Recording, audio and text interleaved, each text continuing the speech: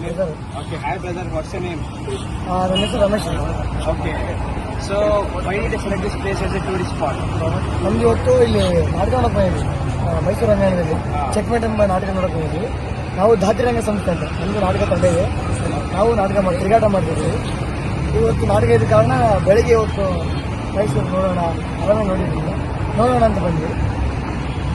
ಹೊಸದಾಗಿ ಬಂದಿರೋದು ನಾವು. ಚೆನ್ನಾಗಿ ನನಗೆ ತುಂಬ ಖುಷಿ ಆಯಿತು. ನಮ್ಮದು ಉತ್ತರ ಕರ್ನಾಟಕ ಈ ಕಡೆ ದಕ್ಷಿಣ ಭಾಗದಲ್ಲಿ ಬಂದು ಇಂಥ ಒಳ್ಳೆ ಪ್ಲೇಸ್ಗಳು ನೋಡಿ ನಮಗೂ ತುಂಬ ಖುಷಿ ಆಗುತ್ತೆ. ಇನ್ನು ಜೋರು ನೋಡಬೇಕು.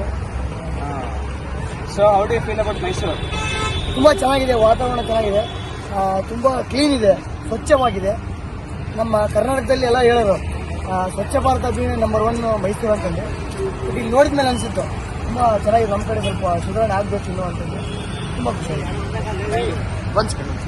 So which all places do you want to visit now? ಇವಾಗ ಅರಮನೆ ಮುಗಿಸ್ಕೊಂಡು ಜೂ ಹೋಗೋಣ ಅಂತಂದು. ಜೂ ಮುಗಿಸ್ಕೊಂಡು ಮತ್ತೆ ಚಾಮುಂಡಿ ಬೆಟ್ಟ ಹೋಗ್ತಿದ್ದೀವಿ. ಅದು ಮುಗಿಸ್ಕೊಂಡು ಗೊತ್ತಿಲ್ಲ ಮತ್ತೆ ಪ್ಲೇಸ್ ನೋಡೋಣ, ಯಾರು ಕೇಳ್ಕೊಂಡು ನೀವೇ ಸಜೆಷನ್ ಕೊಡ್ಬೋದು. You can go to Lalkumal Palace, it's very nice. Then you can go to Chamundi Betta. Then you can go for church. Saint Philomena's Church, and that's also good. Yeah, these places are pretty good. You can thank you. Thank you.